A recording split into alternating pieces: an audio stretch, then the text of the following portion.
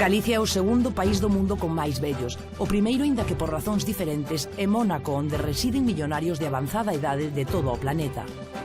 E para este feito só existen dúas explicacións. Ou que os galegos somos máis lonxevos que no resto do mundo, ou ben que aquí, desde hai case 50 anos, ven morrendo máis xente da que nace. Deses galegos que naceron hai arredor de 50 anos, que foi cando se produciu o derradeiro baby boom no noso país, e que transitaron da adolescencia á idade adulta a mediados dos anos 70, falaremos hoxe en naqueles tempos. Xa nunca nacería tanta xente en Galicia. Estudaron na Universidade Compostelana cando aínda era única. Nunca foron tantos, nin tan inconformistas. Viviron a derradeira época na que os estudantes composteláns sentían que a cidade era súa. Santiago era como un campus universitario. Era un camiño de iniciación para a xuventude. Aquello fue unha revolución. Un mogollón de xente, de ideas, de barullo. Radiaban os ambientes, toda a cidade, aqueles miles e miles de universitarios, ¿no? Santiago naquele momento era moi libertario. Tomábanse moitas copas, pagábanse poucas. Se tiraban bolsas de agua pola ventana, pola noite, que había unha gran movida. Era unha expresión de que nós non tiñamos cancelas, non?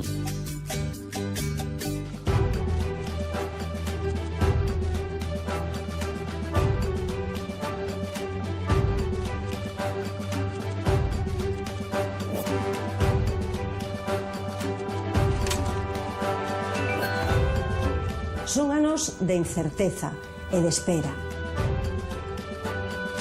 No ano 73 foi a primeira crisis petrolera, non?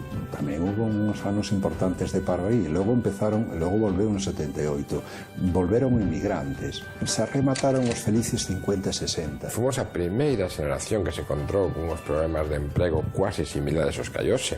Naquela época todavía existía un aparato, había moito continuista, non? Do réxime anterior que quería manter as posicións heredadas. Nos viñamos despois da crise da transición, desaparece o proteccionismo económico de Franco, sales ao mercado, hai unha inflación tremenda, unha falta de capacidade de competir, unhas estruturas moi débiles a nivel, en fin, empresarial, por lo tanto, nos pagamos aquelas consecuencias. Unha nova palabra, tromboflebite, empeza a facerse popular en toda España. Pero tanto na súa corrente máis comercial como na máis subversiva, a música estaba aí, máis que nunca, como avanzadilla dun novo espacio de expresión democrática e social, por decilo, o estilo da época.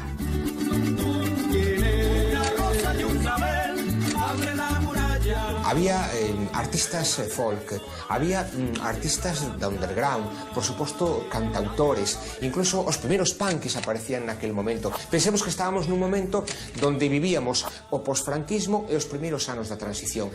Todo isto levaba a que a xente sentir a necesidade de escoitar cancións con letra, cancións con mensaxe, en definitiva, cancións combativas. No país xa empezaba a gustar un pouco de todo e xa empezaba a chegar un pouco de todo.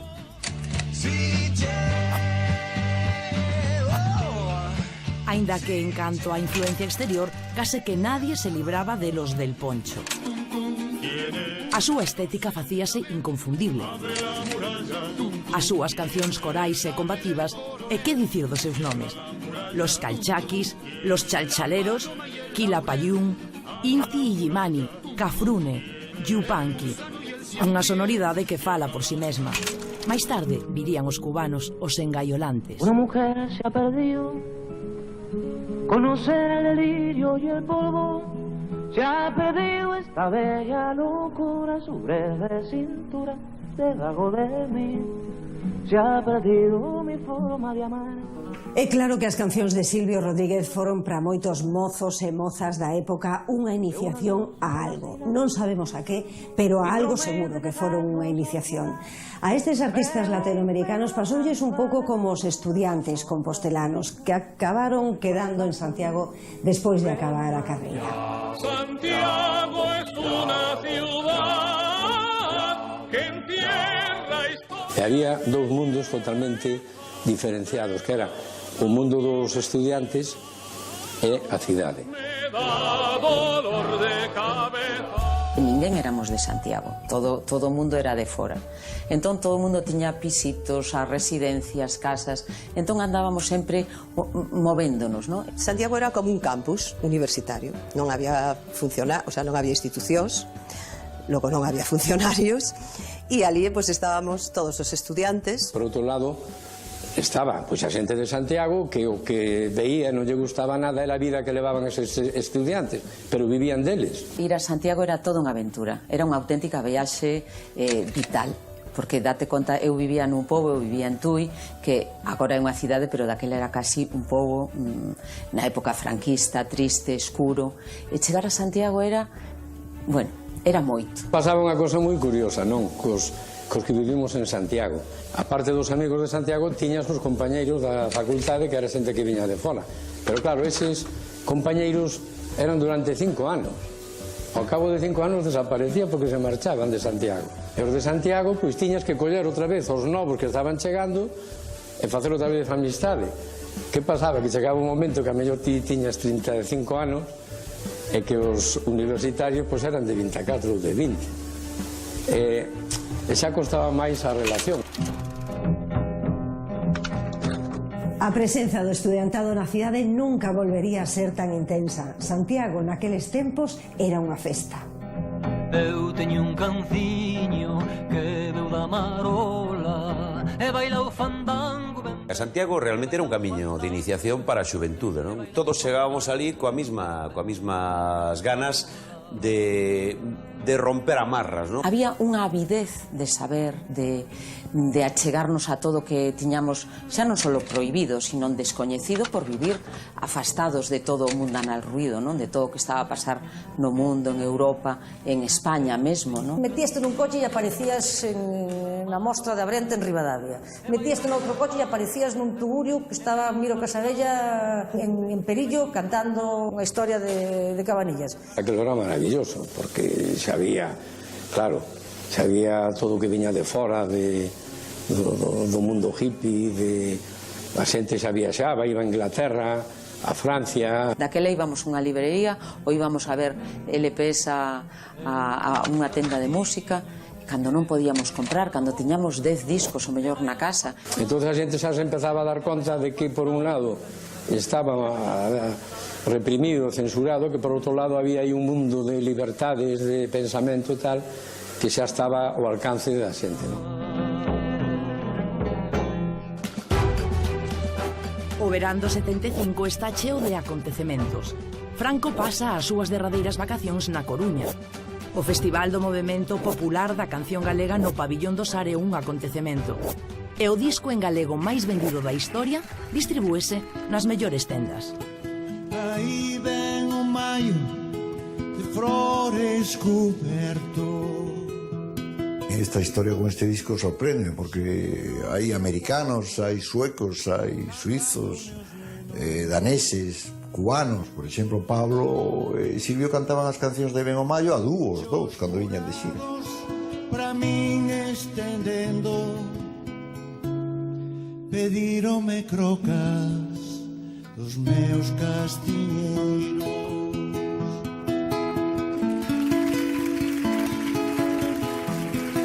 Pasai rapaciños calados e quedos,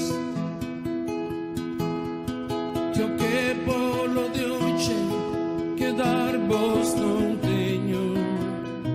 Facer boas cancións é complicado. A ventaxa de que ese disco ten boas cancións é que as boas cancións non pasan nunca de moda. Conseguir unha personalidade a hora de cantar e a hora de compoñer, eu creo que eso sí que o teño. Pode ser mellor, peor, regular as cancións, pero o estilo está aí. Que o pan non mo quite, trabucos e préstemos. Sí, está claro que o disco meu importante, sobre todo, foi o disco da historia máis vendido en Galicia e fora de Galicia. Chegado a Brantoses, o maio que eu quero. Nin eu mesmo cheguei a ter consciencia da importancia do disco nos anos sucesivos. Quería falar de outras cousas menos do disco. Luis Emilio Batallán era un rapaz que estaba estudiando medicina en Santiago de Compostela, un tipo que nun principio pois non pensaba en dedicarse artísticamente de xeito profesional ao mundo da música. Eu iba por libre, musicalmente era distinto a Voces Ceibes, eu sentíame máis músico que letrista. Era un home con bo gusto musical, tiña discos de Bob Dylan, de Leonard Cohen, de Alan Stivell, un home que tamén leía poesía e coñecía a poesía.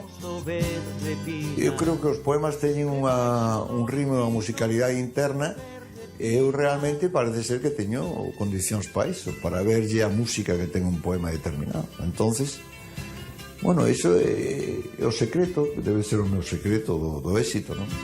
Tiña unha voz moi peculiar, unha voz moi personal. Digamos que se xuntaron así varios factores. Lóxicamente, pensemos que naquel tempo que o público, que o mercado demandaba todo aquel fenómeno dos cantautores, pois non foi excesivamente difícil para o que era o momento que se lle abriran as portas das principales discográficas en Madrid. Ali nunha pensión na calle do Pez, ensayábamos na calle do Pez, ali perto da Gran Vía. Foi saindo así de maneira natural. Fixemos unha semana antes de ensaios en Madrid e xa nos metimos no estudio de grabación e xa gravamos o disco unha semana. Quen puidera namorala, quen puidera namorala. O produtor do disco é un tipo absolutamente interesante ainda hoxe en día, é un dos líderes dese clan famoso de Los Pelayo. Naquel momento, entre outras cousas musicalmente, el foi o creador do que nos venderon en toda España coa etiqueta de novo rock andaluz, aquel sonido que tiña en grupos como Triana, Alameda. Cojo un buen momento de una compañía que en ese momento estaba muy lozana, precisamente porque había vendido muchos discos de Gaby, Fofo y Miliki, los payasos de la tele, lo cual fue una cosa muy afortunada. Quieren reinvertir en la música. Yo grabo indiscriminadamente a un ritmo de más de 20 o 25 o 30 discos al año. O sea, si quería estar viviendo en el estudio casi. Había días que yo no volvía a casa a dormir. Había músicos que llegaban con el disco hecho, como Hilario Camacho, y otros músicos como Luis Emilio Batallán, que venían con un gran disco ideado, pero había que concretarlo con músicos, con arreglos y tal. Entonces, yo había grabado con un grupo de aquí de Madrid, pero con muchas influencias sureñas también y tal, que era Granada, su propio nombre, y con su líder, que era Carlos Cárcamo. Entonces me pareció ideal poner a Luis Emilio en contacto con Carlos. Fue algo mágico que se entendieron estupendamente. E outros músicos xa eran amigos meus, como era José María González, e algún músico galego tamén que andaba por ali, que tocaba o chelo, e un gaiteiro que tuxemos por aí de Monforte. Era unha mezcla de galegos e madrileños. Meu amigo. Algo moi habitual na época era que non existían diseñadores profesionais. Isto ainda tardou un poquinho, foi nos 80, cando todo o mundo diseñaba. O famoso pintor pontevedrés foi quen fixo a portada do mítico disco Aí ven o Maio, sempre xuntando un estilo moi propio. Luis Emilio e eu vamos un día a falar con García Pelayo para presentar a portada, todo. García Pelayo había dito que le parecía muy bien, ¿no? A mí me gustó, desde el primer momento me pareció original. Lo único que le dije es que era demasiado abstracta para ser el primer disco de un artista. Hombre, debíamos de ver la cara de Luis Emilio, es decir, que no parezca un disco hecho en el estudio de músicos desconocidos, ¿me entiendes? Bueno, vamos a ver cómo solucionamos. Y salimos do despacho de entrevista. Joder, este carallo. Y de pronto hay una fotomatón. E digo, hostia, Luis Emilio, métete aí. E metín a Luis Emilio no fotomatón, fixemos o colás, pegamos, volvimos a falar con Pelayo, e dixo, ok, estupendo. E ao frente o que un maio, como tótem, ¿no? Da primavera, o esplendor, as naranxas, as flores, e ao mesmo tempo a fortaleza que impregna todo o concepto do Maio, que aquí en Pontevedra siga a ter todavía unha certa presencia. Que pasa con Luis Emilio Batallón despois deste fenómeno e despois deste suceso? Por que se interrompe a súa carreira? En que queda todo isto? A compañía me propón, ao vista en vista das ventas e do éxito do disco, aos 2 anos me propón facer outro disco. A pouco tempo de facer o disco morreu meu pai e vime de Madrid porque para non quedar solo a miña nai e e vime para a consulta dele, o sea, empecé como médico e deixei un pouco o terreno da música por eso, por cuestións de tipo familiar, de situación, porque para facerlle compañía a miña nai. Agardarei polo albo dun novo día. O antigo edificio do Castromil comeza a ter os seus días contados. Morre Franco, e as gañas de que as cousas comecen a mudar en todos os aspectos fai nacer iniciativas que se presentan con eslogans como este: luchar para cambiar, cambiar para gozar. Así se expresaba a coordinadora de nudistas de Galicia nunha das súas primeiras aparicións públicas. O movemento a favor do nudismo foi unha desas iniciativas que se produciron en Galicia, onde, curiosamente, temos menos días de praia que no resto de España. E deu a volta ao mundo, sobre todo por culpa desta foto.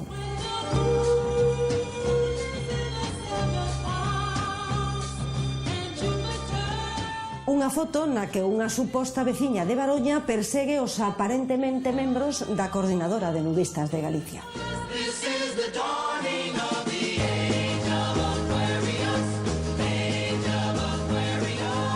Sacou a Miguel Cancio de algún outro medio, pero eu tive a ocurrencia de facer as pegatinas, facer todas as cousas, de tipificar o cura don Sabino, de tipificar o especulador.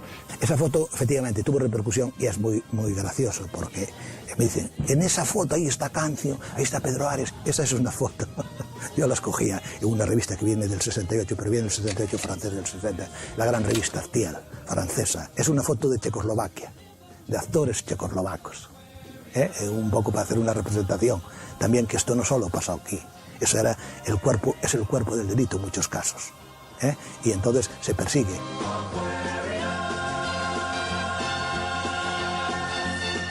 Todo comezou nunha tertulia de media dúcia de amigos no Azul, unha cafetería de Santiago. San de Chiria era un rapaz que era cámara da televisión española Delegación Galicia, non? Que veu polo café onde estábamos, contoulle a Cancio que el, facendo nudismo en Castro de Baroña, fora reprimido por unha denuncia que fixera unha persoa que tiña un chalé ilegal. Entón, pois, Cancio, que tiña moi boa idea para eso, entón había que facer o movimento. Hay que llevar el escándalo a aquellos que quieren mantener unas formas complejas de dominación, porque solo por el escándalo podemos hacer visible lo invisible, Yankee Lewis. Y hay que llevarlo también riéndote de ti mismo, que eres un poco, para que no te hagas vanidoso y que sepas que también tú, joder, puedes ser motivo de descanso. Entón, se empezou a montar un movimento, Coordinadora Nudista Ecolóxico Radical, éramos 5, nada máis. Entre los grupos que saqué eran las Hermanas de la Indulgencia Perpetua, que venían en un grupo nudista, Nudismo Vais Carricasco, el Maripasón Hermafrodita, el Capón de Villalba en Bolas, todos estos grupos que yo había sacado. Yo había sacado los Palmeros del Cambio en pelotas. Descubrimos que ese movimento social tiña unha repercusión impresionante. Salíamos na televisión de California, no Hong Kong Standard, en todo Madrid. Le dio la vuelta al mundo cuando yo bauticé el movimiento de las piroliñas, tetiñas, cuiños, carrachudiñas, coniñas free.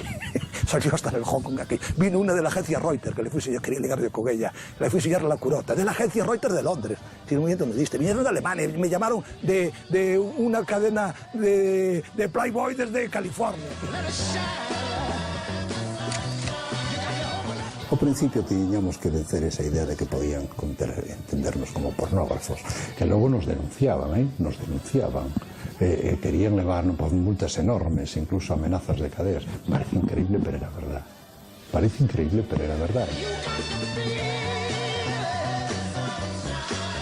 Nunca nos habían hecho nada los vecinos allí. Entonces el cura les dice, os nudistas vamos joder as terras.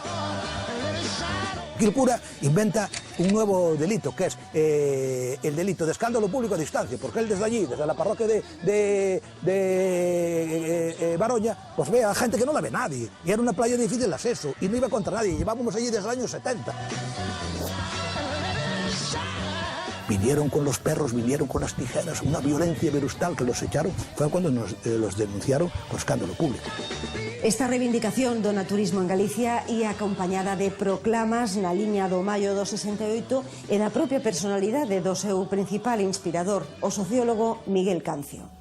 Lo del nudismo era lo de menos. Lo importante era de ver la complejidad de las cosas, para poner de manifiesto estas contradicciones, estas dobles, estas triples morales, y decir, oiga, lo del nudismo, un nudista, alguien vestido de traje de frac, cuando se ve en traje de pana, en nudista, como le quiera, si es un chorizo no deja de serlo por mucho nudismo, por mucho frac, por mucho que le echen la cosa. Que algunos se pensaron que por ser nudista que ya tenían patente de corso, o por ser ecologista, por ser comunista, por ser liberal, ¿no? Era un poco, ¿te das cuenta? Era rirnos de nosotros, que era lo bonito, y rirnos del mundo, y sobre todo de la gente ampulosa de izquierdas, de derecha. Pese a existencia do profesor Cancio e dos seus colegas, a regularización do nudismo non chegaría ata o ano 89, cando as Cortes despenalizan a súa práctica. Despois do 77, os españois xa non necesitamos pasaporte para viaxar por Europa. O amancebamento é despenalizado e os partidos políticos xa son legais. A UCD gaña as primeiras eleccións democráticas dende a Guerra Civil. Libertad, libertad, sin ir a libertad. A música tamén está presente na vida dos partidos políticos. É aquel momento en que prácticamente todos os grupos políticos queren ter o seu himno. Recordo a UCD con ese famoso tema de Jarcha Libertad sin ira. Poetas andaluces de aquel grupo que eran Agua Viva. Recordo a participación do referéndum xa un poquinho máis institucional con aquela melodía de Habla, pueblo, habla. Habla, pueblo, habla. Habla, pueblo, sí. Incluso, chegados un poquinho máis adiante, nos tempos xa posteriores, a Alianza Popular de Galicia encargoulle a Juan Pardo ese famoso Xuntos. Xuntos máis claros vai ver, xuntos nos puntos, e xuntos nos fallos tamén. Nese ambiente de tanta festa e interese polas formacións políticas recén nacidas, sucede un acontecemento que se conta de tantas maneiras como persoas ás que se lle pregunte por el. Refírome ao asunto aquel de "Y Fraga sacó la chaqueta". Yo creo que fui el único que se dio cuenta o que percibió que allí iba a pasar algo serio. Por eso fui el único que hizo las fotos, no por nada más. Yo empecé mi carrera como fotógrafo, era un chavalín, y empecé primero como auxiliar en el laboratorio y después como fotógrafo. Y seguimos la campaña que hizo Manuel Fraga por Galicia. Entonces íbamos de un sitio a otro, y el momento cumbre, que además fue cumbre en mi carrera también, fue cuando él da un mitin, entonces era Alianza Popular, da un mitin muy controvertido en Lugo. En aquel momento a asistencia aos mitins políticos non estaba tan condicionada como hoxe polas simpatías, senón había un componente que se cadra ainda moito máis potente, que era as ansias de informarse, de ter unha información directa. Meu pai, que iba a todos os mitins porque lle interesaba moito os mítines, a política, non era de Alianza Popular en absoluto, menos aínda fraguista, pero foi o mitin de Fraga ali, porque foi un acontecimiento en Lugo ese mitin. O propio Fraga tiña organizada esta chegada a Lugo con moito esmero. Estamos nun Fraga de finais dos anos 70, ainda non era o Fraga aceptado como pai da patria que foi logo. Fraga tiene una personalidad, era una personalidad arrolladora, un fuera de serie. A mí no me hagas caso, yo soy un admirador de él, pero Fraga no era una persona normal. Y te lo digo yo, que llegué a conocer a De Gaulle, traté y tengo fotografías con Franco, traté y tengo fotografías con Fidel Castro, traté a Sanguinetti, que es un fenómeno, hablando, por ejemplo, del presidente de Uruguay, a De la Rúa, muchos presidentes. Fraga tiene algo. También lo tenía Franco, ¿eh? Franco tiene unos silencios que te acojonaba. Fraga ben e Fraga é o franquismo, non? O franquismo, que pasa cun franquismo que quere gobernar, non? Entón houve unha reunión en Lugo de representantes de diferentes partidos. Estaría o PC, a UPG, a NPG e máis. E entón acórdase efectivamente irlle montar unha boa a Fraga. Y yo creo que había órdenes claras de UCD de reventar el mitin. De UCD, digo, ¿eh? O certo é que non coñecía a xente do UCD. E ali éramos centos de persoas. Había unos 600 o 700 personas que mucho chillaron. Era el Partido Comunista, UCD y de un conglomerado grande. Unha ala do pabellón estaba chea con nosco. yo creo que eran casi todos estudiantes, con flautas, con gaitas, con tambores, y muy ruidosos, y no paraban. Empezaron ya con el primer orador a gritar fuera, fuera, nada, no sé qué, así, silbar, patalear, armar la tal. El siguiente más e el siguiente más. Todo o que era o mitin, o señor acto, estaba marcado pola nosa intervención. O xornalista que fixo a cobertura do acto, que contaba tempo despois que dificilmente podía recoller as palabras que pronunciaron cada un deles. Yo hablé un par de veces con Fraga y don Manuel, ¿qué hacemos? Decimos al servicio de orden, que había un servicio de orden, que intervenga, ¿qué hacemos? Dijo, calma, calma, calma, tal. Decían que salga el toro, que salga el toro. Ese tipo de cosas para quentar o ambiente, tal. El colmo ya fue que una de las candidatas al Parlamento era una de Sarria, Carmela González Ruiz, de Vizcaíno, y cuando este empezó a hablar ya no solo fuera, sino que empezaron a llamarle incluso las 4 letras. Puta, puta, puta. Había unha persoa que era do Partido Carlista que lle chamaban o Ancarés e que iba a intervir de maneira que el tiña unha pancarta e cando falase Fraga iba a sair coa pancarta polo medio do público amosando. Fraga se cabreó y se levantó y dijo, señores, aquí están voluntariamente, nadie les ha obligado a venir. Les ruego que que sean educados, dejen hablar a la gente. Cada vez más gente. Cuando hablaba Fraga, más junta.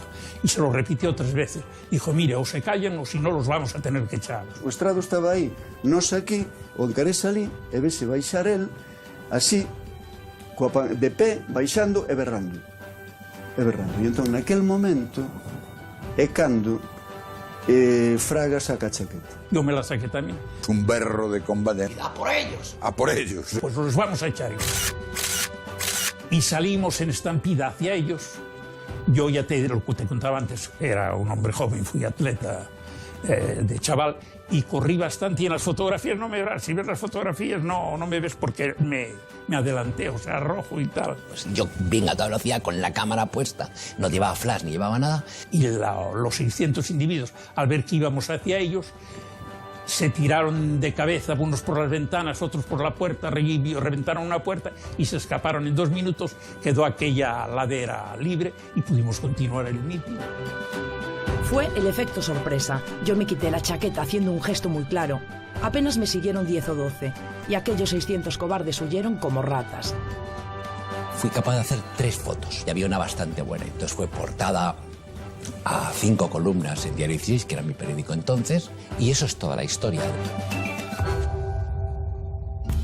Pero as lendas do suceso protagonizado por Fraga crecerían ao longo dos anos. Hai testemunha de Chichi Campos, que por visto estaba dentro do público, no que afirmaba que unha personalidade política de a pé exhibira unha pistola. Os juro por la madre que me parió, que os digo, si no, mira, no tiene ninguna cosa. Os juro por la madre que me parió, te estoy diciendo, yo no llevaba pistola y mal la podía sacar, porque no. Que yo llevaba dinero para pagar una serie de gastos de organización. Llevaba bastante dinero y entonces me saqué la cartera del chisme de tal y de tal y la metí al bolsillo. Y había quien aseguró, incluso en la prensa, que saqué la pistola. Yo afortunadamente no llevaba pistola. Digo afortunadamente porque en un momento de excitación puedes incluso emplearla mal, pero ya te no lleva. Y es cierto, en contra de lo que se contó, que allí no hubo nadie más que Fraga, es decir, que no hubo un grupo de gente que agredió a los estudiantes, ni los de Alianza Popular y los que estaban de Fraga, que llevaban guardaespaldas y más o menos chicos que le echaban una mano, no se movieron. El único que le echó pelotas fue él. Había servicios de orden y tal, e hubo golpes. E meu pai estaba indignado, decía que Fraga fixera moi mal, que realmente estuviera a punto de provocar una catástrofe, que eso podía ter acabado moito peor. En Galicia habrá muchos votos para Alianza Popular y en buena parte se deberán al éxito de nuestra campaña de los últimos días y al fracaso de quienes trataron de reventar los mítines. Nese acto, no que Fraga sacou un ramalazo, porque era un ramalazo, perdeu probablemente votos e deputados. porque era unha imaxe que non conviña. Si no echamos a toda la banda aquella, estos 600 o 500 personas, no se hubiera celebrado, no hubiera podido hablar Fraga en ninguna otra parte. A xente que estaba ali non tiña moita dela, ao mellor incluso era a primeira vez que participaba nunha cousa de protesta, non? E había un medo importante o que era o sistema, e o que era o poder, e asociábase Fraga co poder. Alguna vez lo he visto a Fraga, o lo vi tiempo después, me parece una vez en una entrevista y otra vez en un aeropuerto, y cuando se lo comentó no se dio ni por aludido, como si él no hubiera sido, pero te juro que fue. É de supoñer que se o mitin fose, por exemplo, en Santiago, don Manuel atoparía un ambiente moi diferente ao de Lugo. Stand up, all victims of oppression, for the tyrants Me acordo da primeira vez que botei panfletos. Era naquela sempiterna, non? Con aquela sempiterna trenca azul, porque era como o noso uniforme, eu non sei como a policía, o sea, tanto nos queríamos pasar disimulados e íbamos todos vestidos iguais. Cuando entraba nunha facultade nos anos 70 en Santiago, era imposible ver as paredes porque estaban petadas de cartéis de arriba a baixo. Estaba o partido máis clásico, o movimento estudiantil máis clásico, era ERGA, era un movimento ligado ao Bloque e ao UPG. Partidos comunistas había como 7, 8, 9, o RT, la Liga Comunista... Estaba tamén o movimento comunista, que eran maoístas, estaban os trotskistas. Ideolóxicamente sí tiñamos diferencias, non? É dicir, os mocos, os chamados mocos, que eran o MC, eran dunha liña claramente maoísta, nós dunha liña trotskista. Sí, era un fervedoiro, era como a vida de Brian, había 40.000 partidos, moito Frente Popular de Xudea, moito Frente Xudaico Popular. É como unha existencia de filosofías en Atenas, non? Nos primeiros tempos. Pois tes escéticos, tes cínicos, tes sofistas, tes socráticos, platónicos, todo tipos. Ser dun partido tal parecía ali unha cuestión obligada, non? Parecía unha cuestión de principios. Santiagués non era compostelano hasta que estaba metido, ou polo menos nos metido nese ambiente universitario da loita final, non? When the truth is found to be. Tú imagínate, chegas a Santiago con 18 anos e non sabes nada de política, non tes nin idea. E de repente entras en un piso de estudiante onde fulano é do PC, outro é da Liga Comunista Revolucionaria, outros dous, bueno, pro PC, pro tal, logo hai outro que quere ir a levantar Albania, xa en aquel entón, non? Aparte de que houvese un momento estudiantil moi importante, reivindicativo e demais, era unha, vamos, pasábase ben, que viña xente de outras provincias, de Salamanca, de Madrid, que viñan a movida nocturna de Santiago.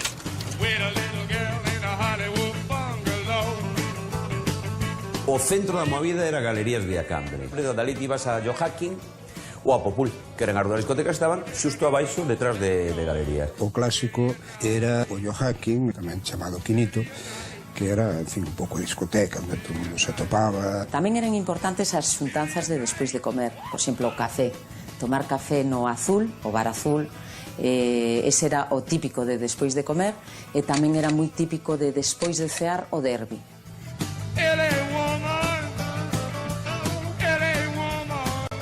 Fins dos 70, aquelo era unha festa excesiva. Eu recordo de oír contar Santiago de Chile, dicía así, eu viví en Santiago de Chile. Recordo de oír contar de proxectar en películas pornográficas desde unha xanela a parede dun fronte, por fora. Entón a xente viña para a rúa, traían os seus sacos de dormir, seus historias, e se sentaba ali na rúa a ver a película, e se montaban uns chochos impresionantes, non?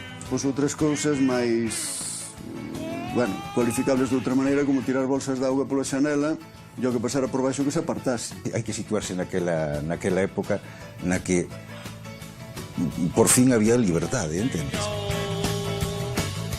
Que claro, frecuentemente era unha liberdade que resultaba o exercicio da liberdade molesto para os demais.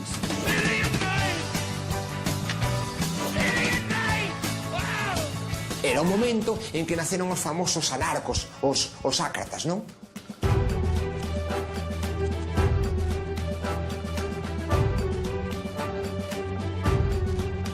Os ácratas, home, os ácratas sí que se diferenciaba. Agachaban ese monolitismo das mil tribus que había por ali en Compostela. Eu coido que representaban xusto a festa no sentido liso da palabra. Por outra banda tamén eran unha mosca cojonera. Presidente que iba a unha asamblea y decía primero que se le ocurría, o mismo salía en pelotas por asamblea. Aquello era una fiesta que empezaban a las 7, tomamos la Facultad de Medicina y acababan a las 11, y a las 11 iba manifestación por todo Santiago y después la fiesta hasta las 4 de la mañana.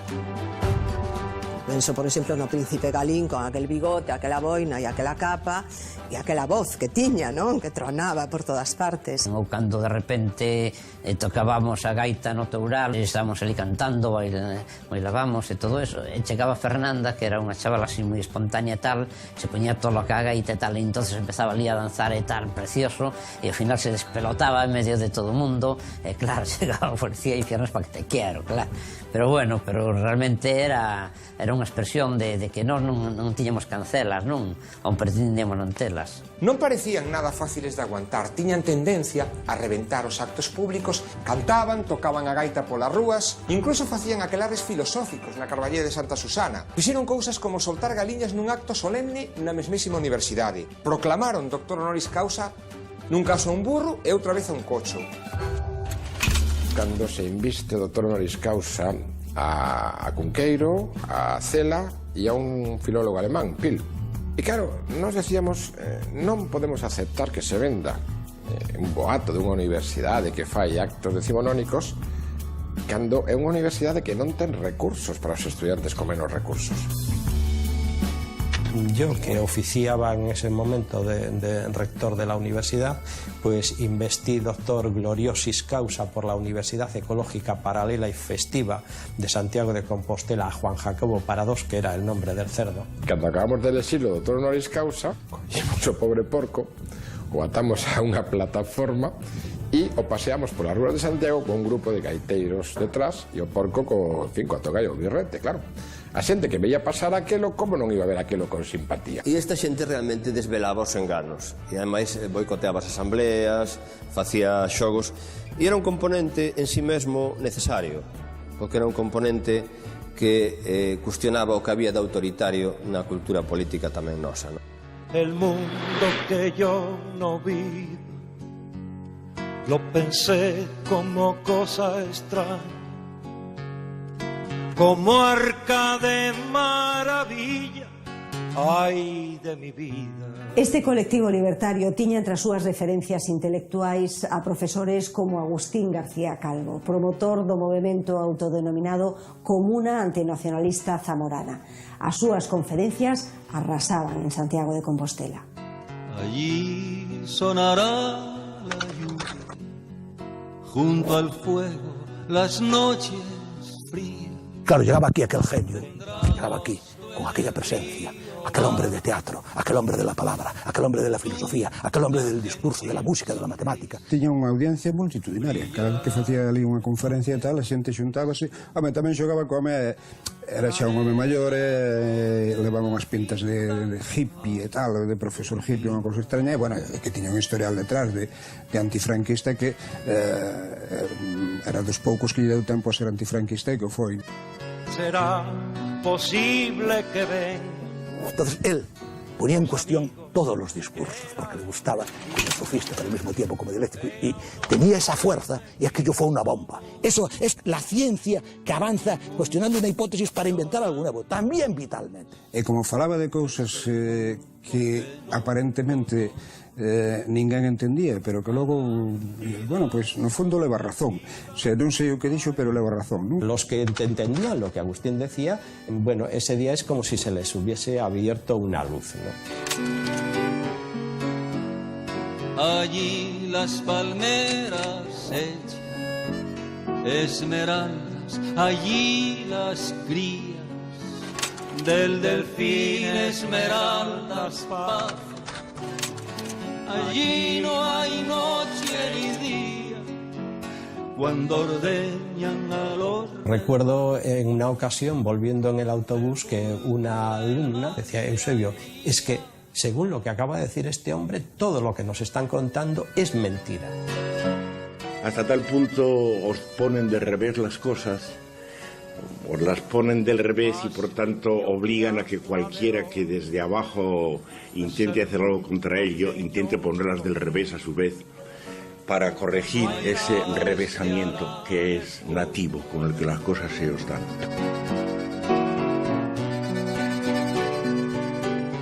Naquel momento, naquela circunstancia, apareceron personaxes como o famoso Príncipe Galín, que realmente, bueno, polas ruas da cidade e polos ambientes nocturnos da época non pasaba nada desaparecido. Que me lo perdono, no, que me da de lao, yo ya tengo el alma en pena, soy un condenado. Esta é unha das poucas ocasións nas que este artista todoterreo se deixou ver nun plató de televisión. Galín era notablemente mayor en edad que el resto de la gente. Cuando aquí los estudiantes pues tenían una media de 20 años, él tenía 30 años, casi terminó biológicas, aunque no llegó a concluir, era una persona inconstante. Sin embargo, era una persona que participaba pues de los actos que sí que se convocaban, y era una persona bastante activa en el movimiento libertario. La primera vez que apareció por Santiago, apareció levando unha cabra como si fuera un campo, lo Franco tomándose las copas, e pasaban as chavalas, se paraba e le cantaba e aquelas cousas. Entonces foi facéndose un poquinho como mítico nese sentido, e a xente o quiso moito, porque él era moi dado a falar con todo o mundo. Galín iba sempre acompañado polo seu irmán Licho, que ademais era un clónico del. A única diferencia é que Licho iba todo o rato tocando a gaita. A súa imaxen sempre bullangueira, divertida, animando calquer cotarro, pois era casi santo e seña naquel momento polas ruas de Santiago de Compostela. Lembro unha intervención precisamente do Galín no Toural contra a autopista, que decían: para que queremos a autopista? Para chegar 10 minutos antes a Coruña. Porque Galín hay que darse cuenta que no es cualquiera. Galín ya había hecho la huelga, que lo deportaron para hacer la mili a la Gran Canaria, porque había hecho la huelga en la Marina Mercante en el año 68. Cuidado con Galín, ¿eh? Galín sí, era de los pocos estudiantes que estuvo con Arrabal en París en el 68. Fíjate cómo andábamos de enloquecidos, que nos ríamos en paz, y él me hacía subir al alto de la mesa de mármol y recitábamos allí poemas antifranquistas ante el asombro de los camareros. Y nos pasábamos 3 horas mientras la lluvia caía, despotricando, recitando, y éramos felices y no nos prohibíamos la noche. Yo le dije: si la Virgen se parece a ti, Dios me lo... Desde entón, nada ou case nada se sabe en Galicia deste artista ferrolán. ¿Qué foi do Príncipe Galín? Yo ahora, la verdad es que hace unos años que no le veo. Creo que ahora anda por Madrid facendo o mismo. Madrid, uno libre, redondo, autónomo entero. Se vostedes van a Madrid, non sería extraño que atoparan o Príncipe Galín de Galicia en calquer recuncho, calquer plaza, calquer rúa de Madrid, interpretando, asómbrense vostedes, o himno da Comunidade de Madrid con letra de Agustín García Calvo. Que solo por ser algo, que solo por ser algo, soy madrileño. Estoy exiliado. El exilio en los términos más dolorosos del concepto. No voy a Galicia. A mí que me llamen ácrata es una cosa que no me disgusta, ¿no? Pero ácrata, nadie puede ser ácrata, ¿no? Porque estar en contra del poder no es tan fácil. Que por algo se dice de Madrid al cielo. Campanas de bastavales, cando vos oyo tocar. Yo tengo una foto después de que en la estación de Austerlitz, que nos fueron a despedir pues Caramés, García Calvo, Galín, El Pelos, mucha gente. Una foto así como de esas despedidas de los trenes, pero no con dramatismo, sino con alegría.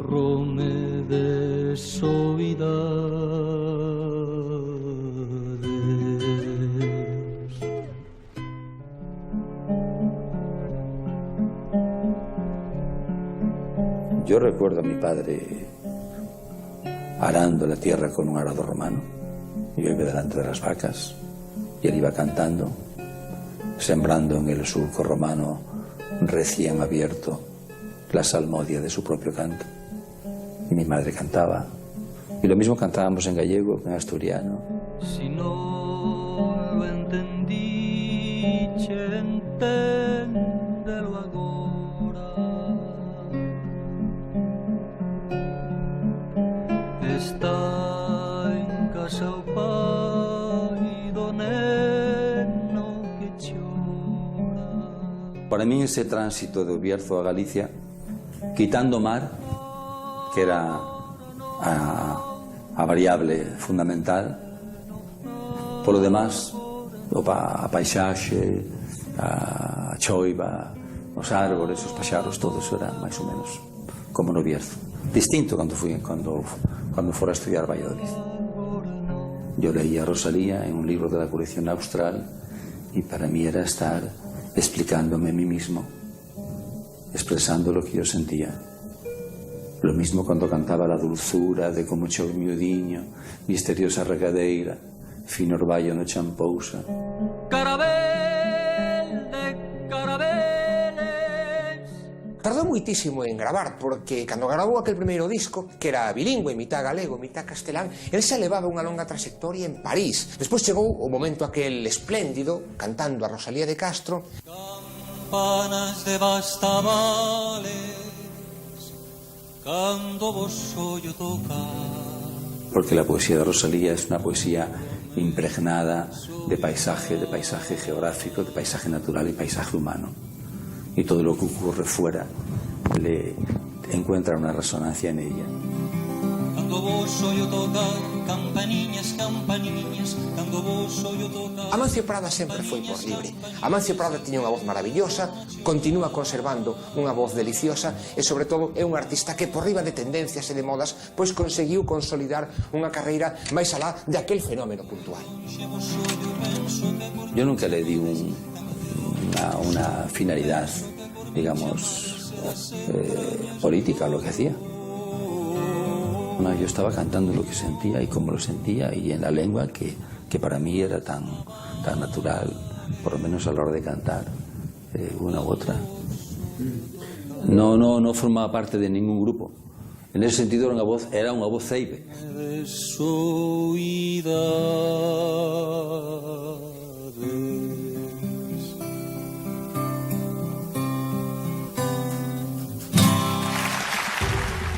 Antes de que remate a década, Margaret Thatcher gaña as eleccións en Inglaterra. O Estatuto de Galicia é unha realidade. En a que sería a futura capital da comunidade autónoma, os estudantes andan de novo alterados polas rúas.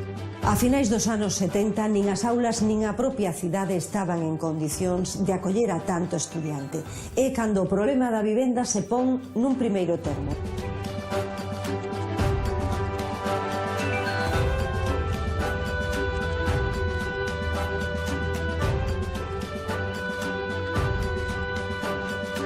A cidade tiña unha presión moi grande porque había multiplicar o número de universitarios.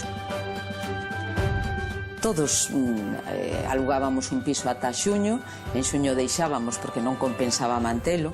Todos os pisos que había, moitísimos que comprados por emigrantes, que estaban en Suiza, que compraban, invertían aquí, compraban o piso e alquilaban a estudiantes. Había unha situación de miseria estudiantil que viña máis determinada polo problema da vivenda, polo problema da falta de residencias, da falta de comedores universitarios. Os alquileres eran moi altos, o equipamento era tremendamente malo, era espantoso.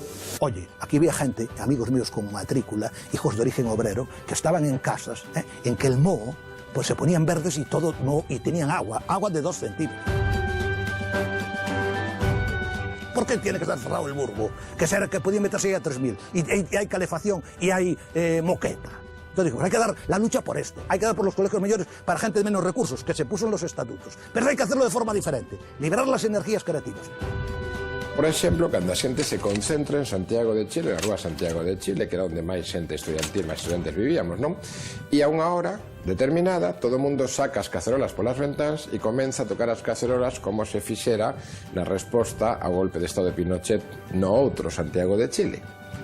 Entonces, claro, ali tamén había xente que tiña que madrugar o día seguinte. Claro, cando levas 3 días sin poder dormir, empezas a presionar, decir, oiga, arreglen o problema que eu teño que ir a traballar pola mañán.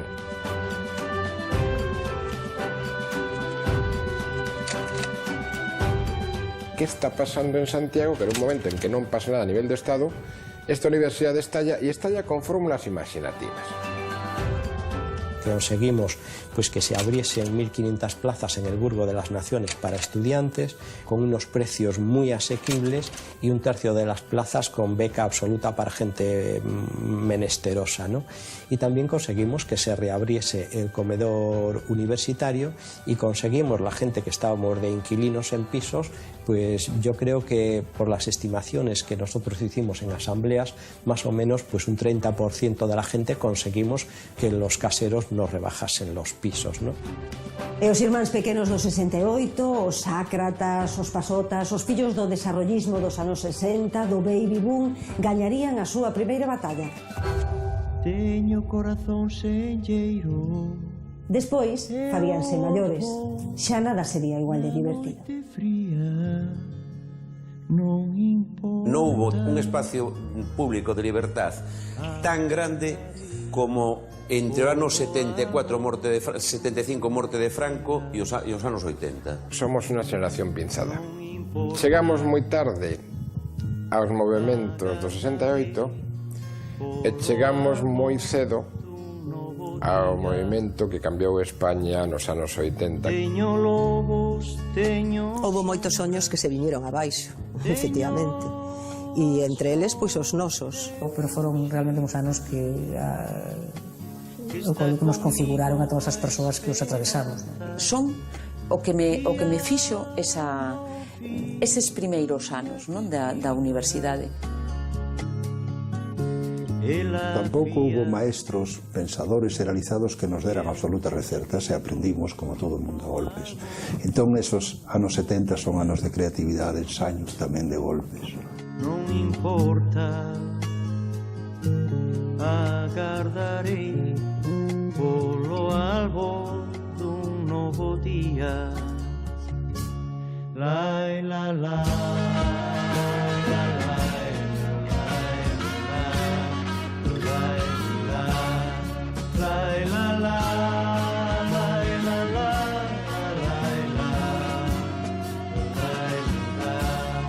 La